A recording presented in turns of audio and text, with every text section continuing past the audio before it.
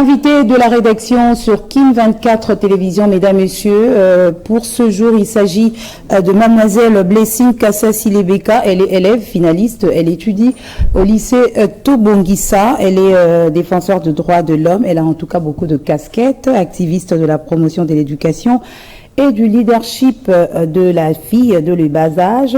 Elle est en même temps dans le droit des personnes atteintes d'albinisme. Madame Blessing Kassa-Silebeka, merci d'être notre invitée ce jour. C'est moi qui vous remercie. Alors, plusieurs casquettes. Est-ce que vous pouvez nous dire comment ça se passe tous les jours avec ces différentes casquettes en même temps, élève, finaliste, vous l'avez si bien dit? Oui, comme je l'ai dit souvent, on essaye toujours de faire la part des choses parce que l'école, c'est important. Mais aussi mon engagement aussi, ça compte beaucoup pour moi. Déjà que je l'ai fait par passion et surtout par ce désir-là de contribuer aussi à la communauté, à la société.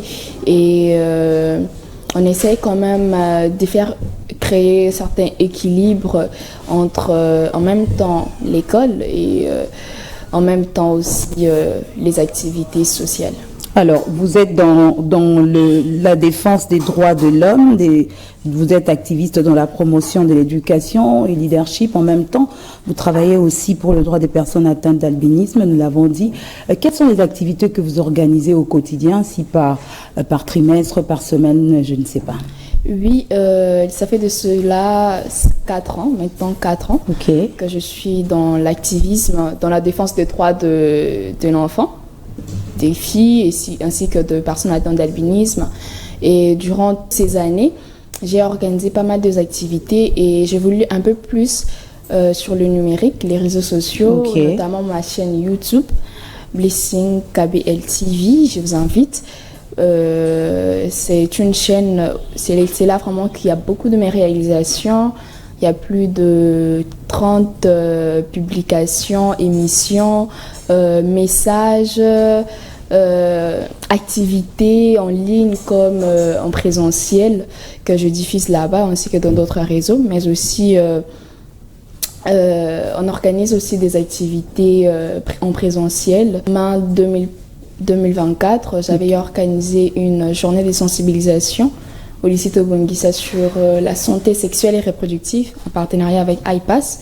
Et c'était vraiment un honneur pour nous d'informer les filles à l'occasion de la Journée internationale de l'hygiène menstruelle. Nous avons donné des kits de seaux, de bandes hygiéniques, de usages pour le bain intime et tant d'autres que je ne saurais citer, notamment aussi la campagne médiatique sur l'albinisme qu'on a organisée avec le financement du Bureau conjoint des Nations Unies de droits de l'homme.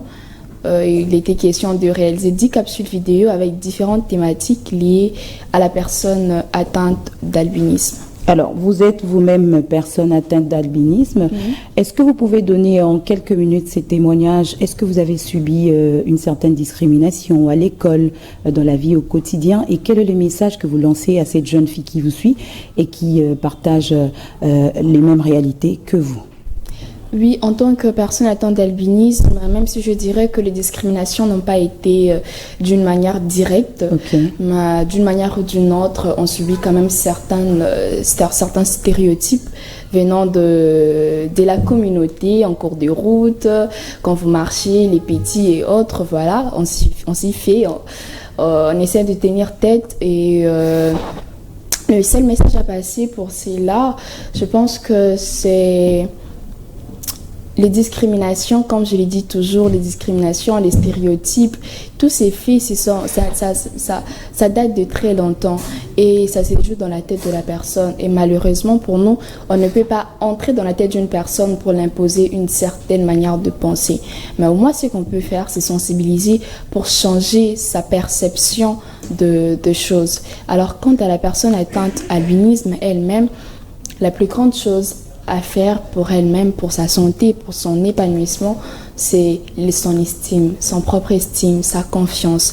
Parce que lorsque vous avez une fierté de vous-même, même les autres vont changer leur regard en rapport avec vous. Et même en dehors de l'estime, mais aussi c'est le travail. parce que le travail donne toujours à l'homme un certain respect vis-à-vis de lui, de sa société ou de son monde, dans le monde professionnel. Lorsque vous bossez très bien, ça donne toujours une certaine autonomie et puis ça permet de changer aussi votre regard, les regards des autres envers vous. Alors, pour chuter, je vois devant vous quelques trophées. D'abord, vous avez été primé ou bien nominé dans le dernier palmarès de 2025, 50 femmes qui inspirent, Blessing Kassassi, primé 50 femmes influentes. Comment vous avez accueilli ce prix et quel a été, selon vous, l'objet ou encore les raisons qui ont poussé les organisateurs à vous choisir parmi les nominés? Recevoir ces prix 50 femmes qui inspirent, c'était vraiment un honneur pour moi. Comme je l'avais dit, parce que je ne m'attendais pas vraiment trop à recevoir ces prix. Comme les prix le disent, 50 femmes, donc on voit les femmes. Et je ne m'attendais pas, c'était une belle surprise, mais aussi un honneur pour moi. Alors je pense que la motivation pour ces organisateurs était l'essence de mon engagement et de la résilience et du leadership.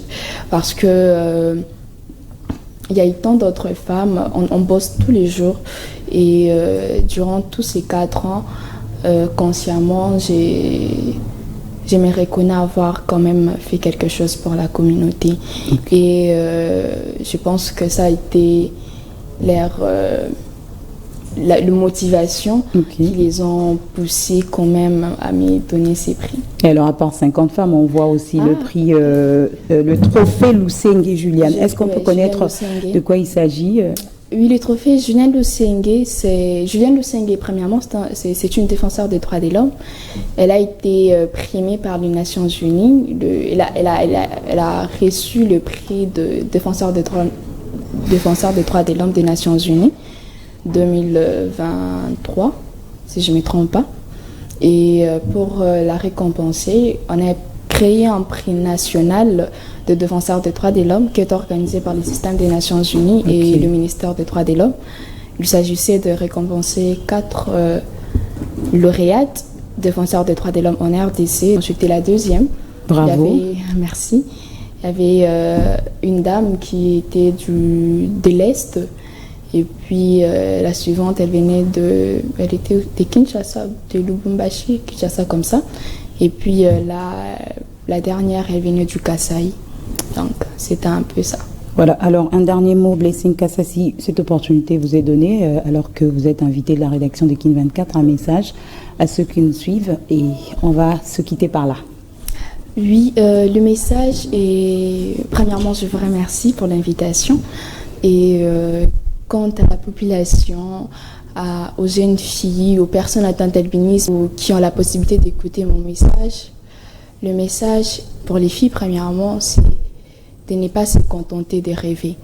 Parce que c'est bel et beau bien de rêver, mais après avoir rêvé, qu'est-ce qu'on fait? Il est jamais trop tard pour se mettre en action.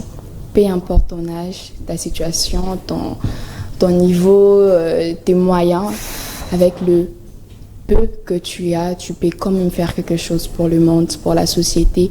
Et quant aux personnes atteintes d'albinisme qui me suivent, je leur demande plutôt de susciter cette résilience en eux et de rester tête haute face à toutes ces discriminations, ces problèmes que nous confrontons tout au long de notre quotidien et surtout de créer une forte estime de soi et une valeur ajoutée. Merci. Voilà, c'était Blessing Kassassi Lebeka. Elle est élève, vous avez compris, finaliste au lycée Tobongisa, activiste des droits de l'homme dans la promotion de l'éducation, du leadership de la jeune fille. En même temps, elle travaille pour le droit des personnes atteintes d'albinisme. Merci d'avoir répondu à notre invitation. Mesdames, Messieurs, c'est la fin de l'invité de la rédaction et au plaisir. Au revoir.